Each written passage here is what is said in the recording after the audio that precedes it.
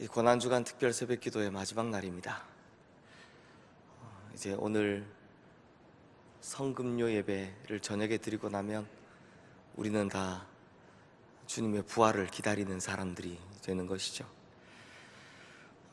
그래서 이 5일 동안 이 자리를 지켜주신 많은 분들에게 너무나 감사를 드립니다. 오늘 우리 장로님 기도 참 제가 들으면서 참 설교하기 전에 내가 은혜를 다 받는구나 라고 생각을 했는데, 사실 제가 어디 가서도 늘 이야기하지만 우리 장로님들 같은 분 없으십니다. 그래서 일주일 동안 다 기도마다 제가 은혜를 다 받았는데요, 너무 감사드리고, 또 우리 찬양대, 또 찬양대 한 번만 오신 분이 아니라 여러 찬양대에서 몇 번씩 오신 분들도 계신데요, 감사드리고, 우리 찬양팀 제일 일찍 와서 이 새벽에 힘들 텐데 자리 지켜서 너무 감사드립니다.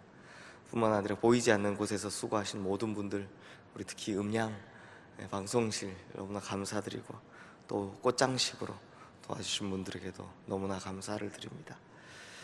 그리고 주차로 또 보이지 않는 곳에서 수고하신 모든 분들, 특히 언제나 저한테 참 든든하게 힘이 돼주는 우리 목회자들에게도 너무 감사드리고요, 멀리서 오신 분들에게도 너무나 감사를 드립니다. 다 오신 모든 분들, 제가 새벽에 이렇게 들어오시는 그 모습 보면 저분 집이 가깝지 않은데 이걸 오셨네, 이런 생각이 들 때마다 참 죄송스럽기도 하고 감사하기도 하고 그렇습니다.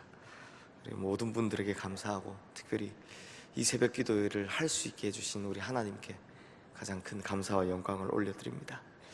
성도님들, 테네브레라는 말이 있습니다. 이 어두운 이라는 뜻인데요, 잘 살펴보신 분들은 이미 알고 계시겠지만, 이 강단 옆에 있는 이 초가, 양초 7개가 매일같이 종료주일부터 하나씩 꺼져가고 있었습니다. 이제 하나 남았죠. 이 테네브레 예배 예전은 말씀과 암전을 통해서 이 예수님의 죽음을 기리며 점점 흑암으로 가는 그런 예배인데요, 특별히 우리 기독교에서는 가상 7원을 하나씩 이제 읽으면서 이 초를 하나씩 꺼갑니다. 이 테네브레 예배 예전을 바로 오늘 저녁에 있는 저희가 저희 오늘 저녁에 있는 성금요 예배에서 진행하려 합니다. 작년에 말씀드려서 아시겠지만 성금요 예배 때부터 부활주일까지는 축도를 하지 않습니다. 이제 부활주일 날 축도를 하는 이유는 성금요 예배부터 부활주일까지 예배가 이어진다고 보기 때문에 축도를 하지 않습니다. 그래서 이 테네브레 예배 예전을 하면서 이제 예배를 마무리할 텐데요, 그래서 오늘 우리 성금요 예배를 시작할 때는 이 초가 7개가 다시 다 켜져 있을 건데, 우리 성도님들께서 들어오실 때 저 입구에 꽃을 한 송이씩 놔둘 겁니다.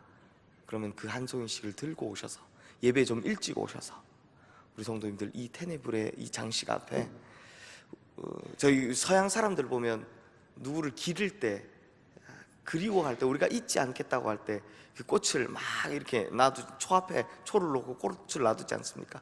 그것처럼 우리 성도님들께서 자유롭게 여기 이 앞에 꽃을 두시고 그렇게 예수님의 죽음을 기리고 묵상하며 이곳을 장식해 주시기를 꼭 부탁을 드립니다. 어떤 틀이나 형식이 있는 거 아닙니다. 그냥 우리 성도님들께서 자유롭게 내가 예수님을 기립니다 하는 마음으로 꼭 그렇게 해주시기를 부탁을 드립니다. 이 꽃을 제공해 주시고 또 이렇게 만들어 주신 또 이 모든 것을 또 수고해 주신 우리 권사님들께 너무나 감사를 드립니다. 이제 하나님 말씀 전하겠습니다. 때는 6월절, 예수님께서 십자가의 죽음을 목전에 두고 계시던 그날, 예수님께서는 자신의 사랑하는 제자들에게 이런 말씀을 하십니다. 오늘 밤 너희가 다 나를 버리리라. 그리고 특별히 베드로에게는 오늘 밤 닭 울기 전에 내가 3번 나를 부인하리라 라고 말씀을 하십니다. 그때 베드로는 자기 앞에 놓여있는 이 시험이 얼마나 큰 시험인지를 상상도 못한 채 2번씩이나 장담하며 이렇게 이야기를 합니다. 오늘 본문 위에 있는 33절 말씀에 보면, 모두 주를 버릴지라도 나는 결코 버리지 않겠나이다 또 35절 말씀에는 내가 주와 함께 죽을지언정 주를 부인하지 않겠나이다 라고 확신에 찬 말을 합니다. 다른 복음서인 누가복음 22장 33절 말씀에 보면 주여 내가 주와 함께 오게도 죽는 데에도 가기를 각오하였나이다, 이 정도로 장담하는 장면이 나옵니다. 그런데 그리고 나서 몇 년 혹은 몇 달이 지난 것도 아닙니다. 며칠 지난 것도 아니었습니다. 바로 그날 밤 베드로는 이 확신과 결심이, 베드로의 이 확신과 결심이 산산이 무너지는 것을 우리는 볼 수 있습니다. 그러므로 성도님들, 베드로의 이 모습을 보면서 우리가 깨달을 수 있는 것이 하나 있습니다. 바로 우리의 신앙이나 믿음은 결코 자신의 결심과 결단만으로 해낼 수 있는 것이 아니다 라는 것입니다. 우리의 연약함과 무력함에도 불구하고 주님의 붙들어 주심으로 말미암아 우리의 신앙이나 믿음이 이만큼 유지될 수 있었던 것인데, 베드로는 이것을 전혀 모르고 있었다라는 것입니다. 이것을 어떻게 알 수 있느냐? 베드로를 향한 사단의 도전이 얼마나 거센 것인지, 이에 반해서 그 도전 앞에 선 인간 베드로는 얼마나 무력하고 연약한 사람이었는지 이것을 잘 알고 계셨던 예수님, 너무나도 잘 알고 계셨던 예수님께서 누가복음 22장 31절에서 32절 말씀에서 베드로에게 이렇게 말씀을 하십니다. 시몬아, 시몬아, 사탄이 너를 밀가부르듯 하려고 요구하였으나 그러나 내가 너를 위하여 내 믿음이 떨어지지 않기를 기도한다 라고 말씀하시는 장면에서 확실히 볼 수 있는 것입니다. 즉 예수님께서는 베드로를 위해서, 베드로의 믿음이 떨어지지 않기 위해서 예수님께서 기도해 주지 않으셨더라면 우리가 다 아는 그 비참한 결과보다 훨씬 더 큰 최악의 결과를 낳을 뻔했다는 것입니다. 그러므로 성도님들, 내 장담이나 내 노력이나 내 결단에 의해서 나의 신앙이나 내 믿음을 유지하는 것, 이건 불가능한 것이다 라는 것입니다. 우리의 믿음이 강하여지는 것은, 또 우리의 결심이 우리의 삶에서 행위로 옮겨질 수 있는 것은 오직 주님의 도우심으로 말미암아 가능하다라는 것입니다. 이제 오늘 본문의 이야기로 들어가겠습니다. 예수님께서 잡히신 후에 베드로는 예수님을 몰래 따라갑니다. 그런데 이때 이 베드로의 모습에 대해서 마태, 마가, 누가복음 모두 다 굉장히 의미 있는 표현을 쓰고 있습니다. 오늘 본문 위에 있는 이 58절 말씀을 한번 보십시오. 베드로가 멀찍이 예수님을 따라갔다 라고 합니다. 참 흥미로운 건요, 성경 전체를 봐도 주님을 멀찍이 따라갔다라는 표현은 이 당시 베드로에게 유일하게 쓰인 표현입니다. 무슨 말입니까? 주님을 멀찍이 따라간 것, 이것부터가 문제라는 것입니다. 앞서 말씀드렸지만 우리의 믿음이나 신앙은 결코 우리의 결심과 장담만으로는 이룰 수 없는 것이고 오직 주님의 도우심으로 말미암아 가능한 것인데, 지금 예수님과 이렇게 멀찍이 떨어져서 가고 있으니 어떻게 사단의 시험을 이길 수 있겠습니까? 그렇게 멀찍이 따라가다가 이제는 베드로가 대제사장의 집 바깥들에 앉아 있다고 합니다. 성도님들, 이것만 봐도 이미 틀렸습니다. 베드로는 당당히 나아가서 예수님과 함께 죽을 각오로 변화할 생각이 애초에 없었다는 것입니다. 예수님을 따라가긴 해야 되는데, 그렇게 하긴 해야 되겠는데 나서서 대신 변호할 생각은 없으니 멀찍이 떨어져 있더라는 겁니다. 그러니 예수님과 멀찍이 떨어져 있을 때, 또 예수님께 가까이 가고자 하는 어느 정도 거리를 두고 있어야지 가까이 가고자 하는 그 마음이 없을 때, 바로 그때 이 문제가 생기기 시작하더라는 것입니다. 바로 이럴 때 사단의 시험이 꼭 찾아오더라는 것입니다. 드디어 시험이 시작됩니다. 너도 갈릴리 사람 예수와 함께 있었지. 성도님들, 이미 베드로는요 이 시험을 이겨낼 힘이 없습니다. 그러니 제대로 된 한 번의 저항도 하지 못한 채 고스란히 3번씩이나 예수님을 부인해버리고 마는 것입니다. 심지어 오늘 본문 74절 말씀에 보면 자기는 예수가 누군지 알지 못하겠다라는 것을 주장하기 위해 저주하며 맹세까지 했다라고 합니다. 바로 그때 닭이 웁니다.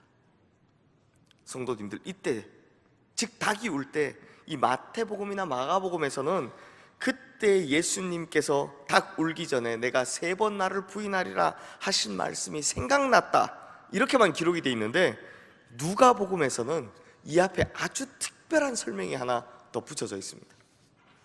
누가복음 22장 60절에서 61절 말씀인데요, 제가 읽어드리겠습니다.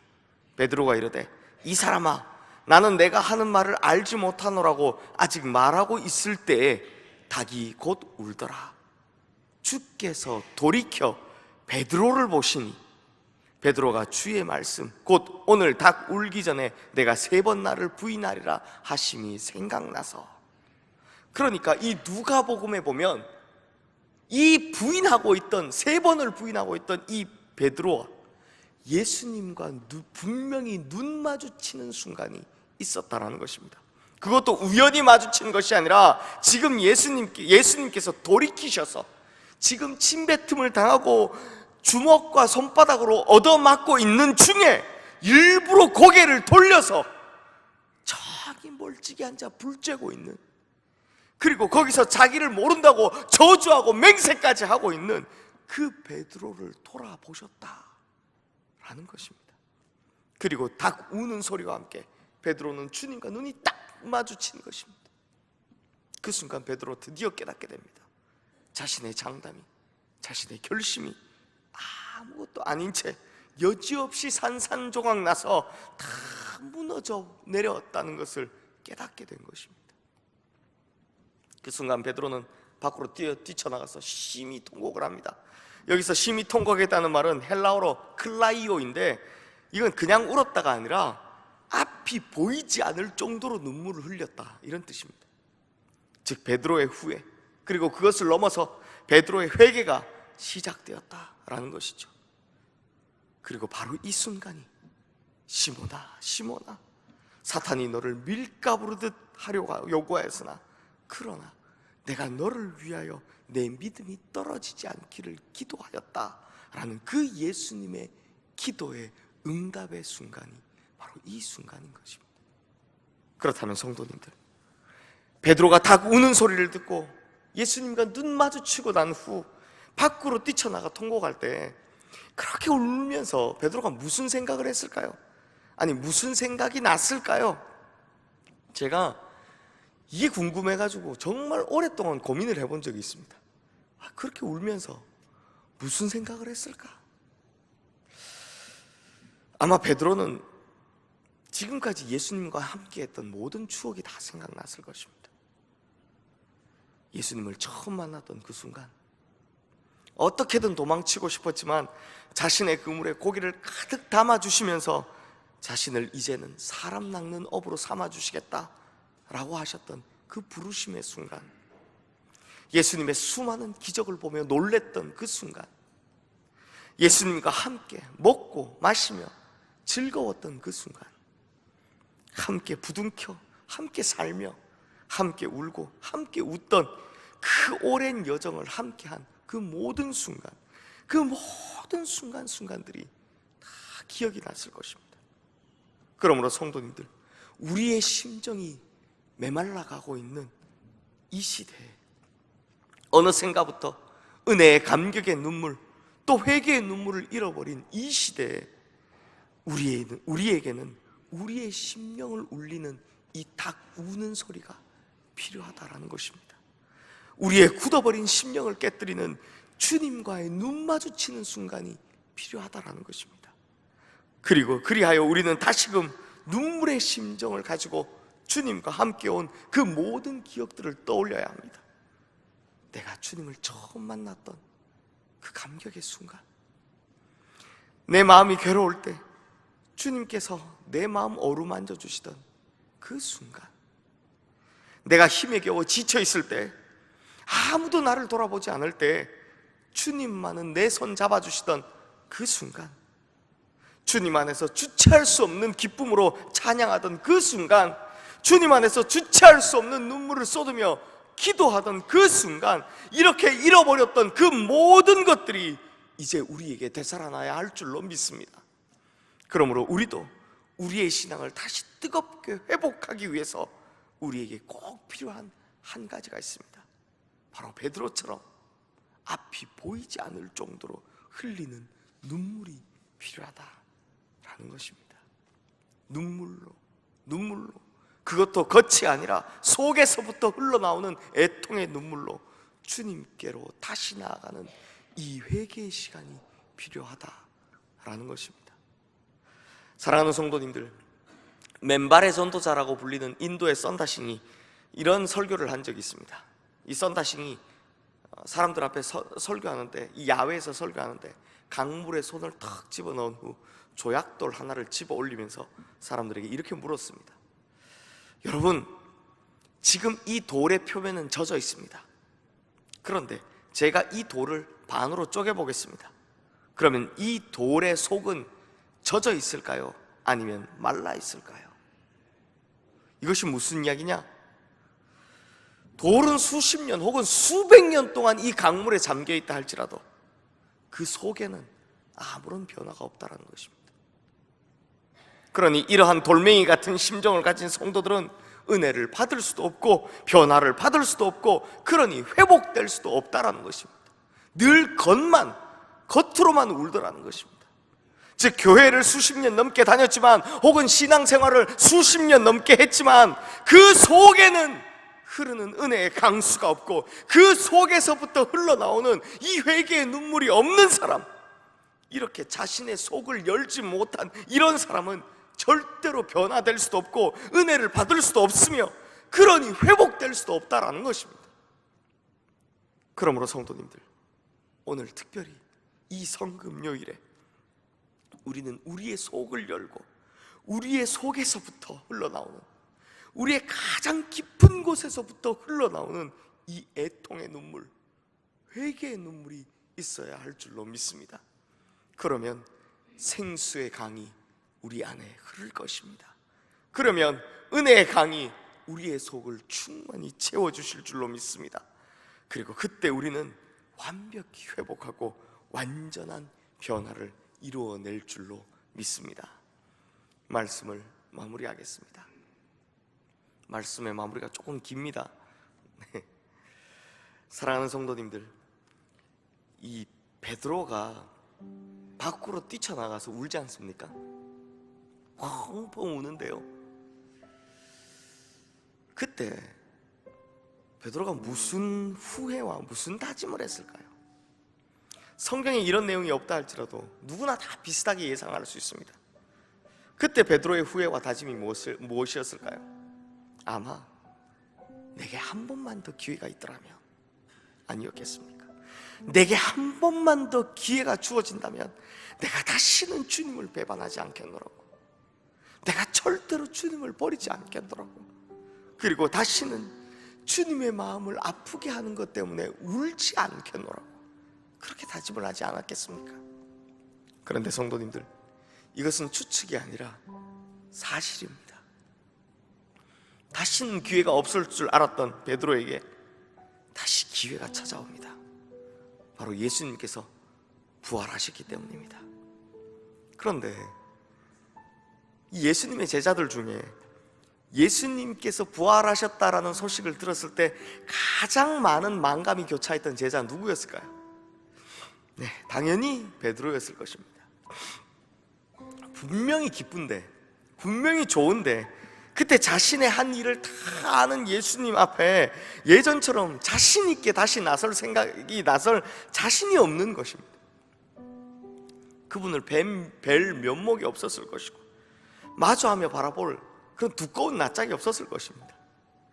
그래서인지 성경을 보면 예수님께서 부활하신 이후에 베드로가 좀 살짝 이 예수님을 피해 다니고 도망 다니는 그런 모습들을 볼 수 있습니다. 그러다 요한복음 21장에서 문제가 터집니다. 예수님께서 작정하시고 베드로를 따로 부르신 겁니다. 그리고 이렇게 물어보십니다. 요한의 아들 시몬아, 내가 이 사람들보다, 다른 제자들입니다, 이 사람들보다 나를 더 사랑하느냐? 아마 예전에 베드로였다면요, 호언장담을 했을 겁니다. 당연하죠. 예수님 더 사랑합니다. 제가 제일 많이 사랑합니다. 이렇게 대답했을 겁니다. 그런데 지금은 참 곤란합니다. 이번엔 베드로가 상당히 많이 고민했다라는 것을 알 수 있습니다. 이걸 뭐라고 대답해야 되나 싶은 거죠. 만약 네 사랑합니다 라고 하면 야 뻥치고 있네, 그럼 그때 너 왜 그랬어? 라고 하실 것 같고, 반대로 아닙니다 안 사랑합니다 라고 하면 그러니 그때 날 배신했지 이 배신자야 라고 하실 것 같지 않습니까? 그래서인지 베드로가요, 이전에 자신이 보여줬던 모습과는 너무나 다르게 미꾸라지처럼 제대로 빠져나가는 대답을 합니다. 뭐라고 합니까?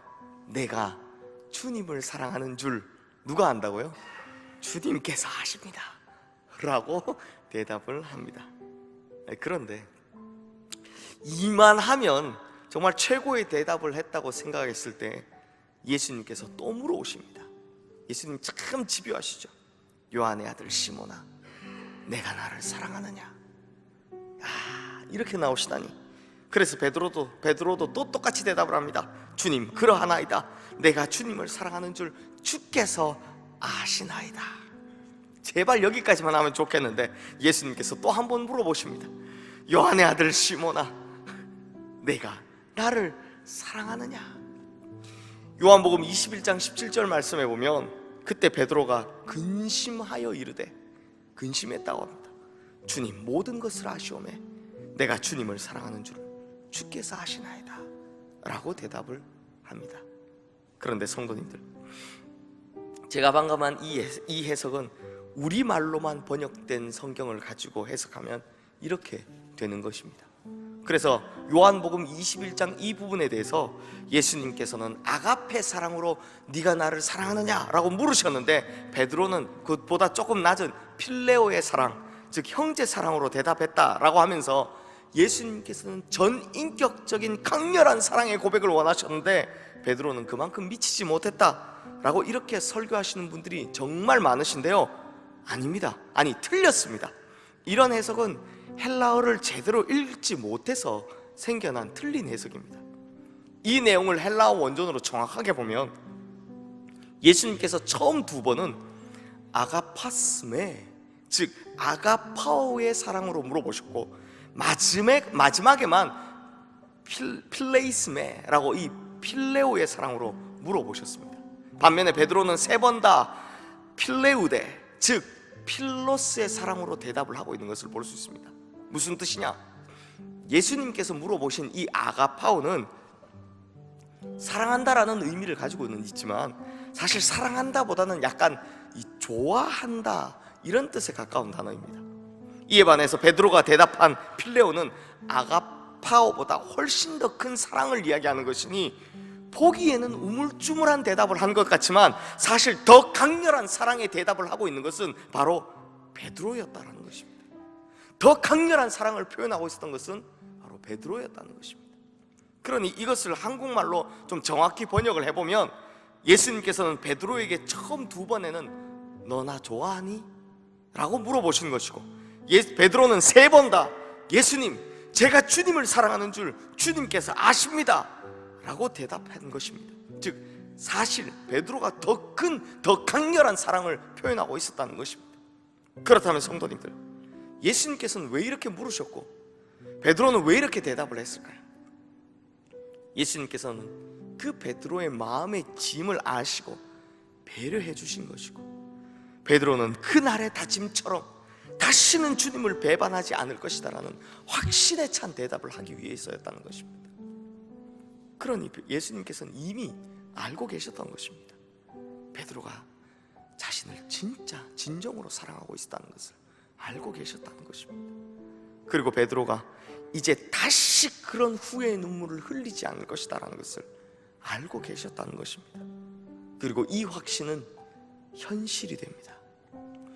우리가 보는 이 성경은요, 이 성경은 정경이고요, 성경 이외에 위경과 외경이라는 것이 있습니다.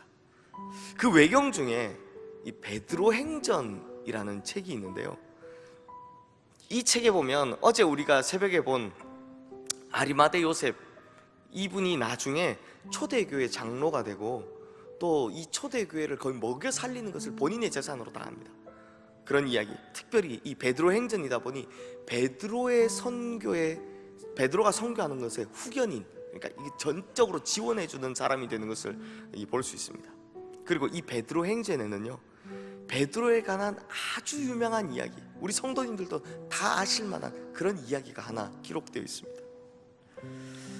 네로 황제가 로마 대화재를 일으키고 그 책임을 그리스도인들에게 전가해서 이 박해가 시작될 때, 그 박해 속에서 베드로 사도가 여기서 죽으면 안 된다 라는 이 로마 교인들의 간곡한 만류로 인해 베드로가요, 한밤중에 몰래 이 로마를 빠져나와서 도망을 치게 됩니다. 그렇게 도망친 베드로가 이 아피안 길 언덕을 넘어갈 무렵, 이른 아침 동편에서 떠오르는 찬란한 빛 가운데 어떤 한 사람이 로마 쪽 방향으로, 그러니까 자신을 향해 마주 오는 모습으로 다가오게 됩니다. 점점 다가오는 것을 봅니다. 이 도망치던 베드로니까요, 어떻게든 자신의 얼굴을 숨기고 최대한 그 사람을 피해가려고 하죠. 그런데 마주 오는 그 사람이 점점 다가올수록 베드로는 이상한 생각이 들기 시작합니다. 이 사람이 낯익다라는 것입니다. 그리고 딱 맞닥뜨리는 순간 베드로는 놀라 자빠질 뻔합니다. 왜냐하면 마주오던 그 사람이 바로 예수님이셨기 때문입니다. 그때 베드로가 한 유명한 말이 있죠. 쿠오바디스 도미네, 주여 어디로 가시나이까? 우리 어르신들은 이 영화 보셨죠? 쿠오바디스 도미네, 주여 어디로 가시나이까? 그러자 예수님께서 이렇게 대답을 하십니다. 베드로야, 내가 로마에 가서 십자가를 지지 않으면 내가 다시 로마에 가서 십자가에 달릴 수밖에 없다고. 그리고 나는 네가 버리고 떠나는 양들을 위해서 다시 십자가에 못 박히고자 로마로 간다 라고 말씀을 하십니다. 성도님들, 이때 베드로가 무슨 생각이 났을까요? 이 베드로가 무슨 생각이 났을까요? 바로 그때 그 순간입니다. 다시는 이런 배신으로, 다시는 이런 후회로 울지 않겠노라고 다짐했던 바로 그 순간이 떠올랐을 것입니다. 그런데 성도님들, 이 유명한 한마디 쿠오바디스 도미네, 주여 어디로 가시나이까? 라는 이 질문은요, 사실 베드로가 여기서 처음 한 것이 아닙니다. 요한복음 13장 36절에서 38절 말씀을 제가 읽어드리겠습니다. 시몬 베드로가 이르되 주여 어디로 가시나이까? 예수께서 대답하시되 내가 가는 곳에 내가 지금은 따라올 수 없으나 후에는 따라오리라. 베드로가 이르되 주여 내가 지금은 어찌하여 따라갈 수 없나이까? 주를 위하여 내 목숨을 버리겠나이다. 예수께서 대답하시되 내가 나를 위하여 내 목숨을 버리겠느냐? 내가 진실로 진실로 내게 이르노니 닭 울기 전에 내가 3번 나를 부인하리라. 즉 쿠오바디스 도미네, 주여 어디로 가시나이까? 라는 이 베드로의 질문은 사실 예수님께서 잡혀가시기, 십자가에 달리시기 그 전날 밤, 즉 자신이 닭 울기 전에 3번 예수님을 부인할 것이다라는 것을 알려주는 그날 밤 베드로가 이미 한 번 했던 질문이라는 것입니다. 쿠오바디스 도미네, 주여 어디로 가시나이까? 그런데 그때와 지금은 완전히 달라졌습니다. 그때는 따라갈 수 없었고 그래서 밖으로 뛰쳐나가 울기만 했지만 이제는 따라갈 수 있게 되었습니다. 그리고 더 이상 그런 걸로 울지 않게 되었다는 것입니다. 예수님을 배반한 그날 앞이 보이지 않을 정도로 통곡하며 후회했던 그 후회를, 그 괴로움을 갚을 날이 드디어 온 것입니다. 그 다짐했던 것을 지킬 날이 드디어 찾아온 것입니다. 그래서 이번에는 베드로가 후회하지 않을 선택, 이제는 울어도 되지 않을 선택을 하게 됩니다. 그래서 어떻게 합니까? 즉시로 그 길을 돌이켜, 왔던 길을 돌이켜 베드로는 로마로 돌아가게 됩니다. 그리고 로마에서 체포된 베드로가 이렇게 이야기합니다. 내 주님이신 예수님께서 십자가에 똑바로 못 박혀 돌아가셨는데 제자인 내가 어떻게 내 주님과 같이 똑같이 죽을 수 있겠습니까? 그래서 스스로 자원해 십자가에 거꾸로 매달려 순교하는 것을 볼 수 있는 것입니다.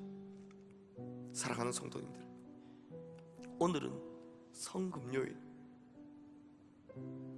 오늘은 우리가 다 울어야 하는 날입니다. 이전의 내 모습을 보며 후회와 회개의 눈물이 있어야 되는 날이다 라는 것입니다. 내가 가룟 유다와 같이 나는 아니지요 라며 살았기에, 내가 빌라도와 같이 나는 아무런 책임이 없다 라며 살았기에, 내가 아리마대 요셉과 같이 은둔형 제자로 살았기에, 내가 베드로와 같이 주님과의 약속을 쉽게 깨뜨리는 주님을 부인하는 배반자로 살았기에, 그렇게 주님의 마음을 아프게 하며 살았던 모든 것을 내려놓고 후회와 반성과 회개의 눈물을 흘려야 하는 날이 바로 오늘이다 라는 것입니다. 그러나 성도님들, 우리는 오늘 이후로는 더 이상 다시는 이와 똑같은 눈물을 흘려서는 안 된다는 것입니다. 이제 베드로가 다시는 내가 이런 것들로 인해 울지 않겠노라는 그 다짐을 지키기 위해 목숨을 걸고 로마를 향해, 십자가를 향해 다시 걸어 들어간 것처럼 우리도 마찬가지로 오늘 이 눈물을 통해 이런 다짐을 해야 한다는 것입니다. 더 이상 주님의 마음을 아프게 하는 것으로, 더 이상 주님과의 약속을 깨뜨리는 내 잘못된 모습으로, 다시는 이런 모습으로 후회의 눈물을 흘리지 않겠노라고, 이런 다짐이 우리에게 필요하다는 것입니다. 바로 이것이 오늘 이 새벽 우리에게 들리는 닭 울음소리이고, 바로 이것이 오늘 이 새벽 우리를 향해 마주치고 계신 예수님의 그 눈, 돌이켜 나를 보시는 그 눈이다 라는 것입니다. 사랑하는 성도님들, 이제 우리의 귀에 닭 우는 소리가 들립니다. 그리고 돌이켜 나를 쳐다보시는 예수님의 그 눈이 보입니다. 그러므로 주님의 마음을 아프게 해드린 모든 나의 삶의 모습을 두고 우리도 오늘 베드로처럼 통곡하며 회개하며 그렇게 나아가기를 소망합니다. 그리고 오늘 이후로는, 오늘이 지난 이후로는 주님을 배반한 것으로는, 주님의 마음을 아프게 해드리는 것으로는 절대로 다시 울지 않겠노라고, 또 다시 그런 어리석은 짓을 반복하지 않겠노라고 하는 그런 각오를 다지시는 우리 성도님들 되시기를 주님의 이름으로 축원합니다. 그러면 우리도 베드로처럼 십자가의 그 피 묻은 한 걸음 한 걸음을 제대로 따라가는 진짜 제자의 모습으로 살아가는, 그리고 이 세상을 승리하며 살아가는 우리 모든 성도님들이 될 줄로 믿습니다. 우리 다 함께 우리 찬송가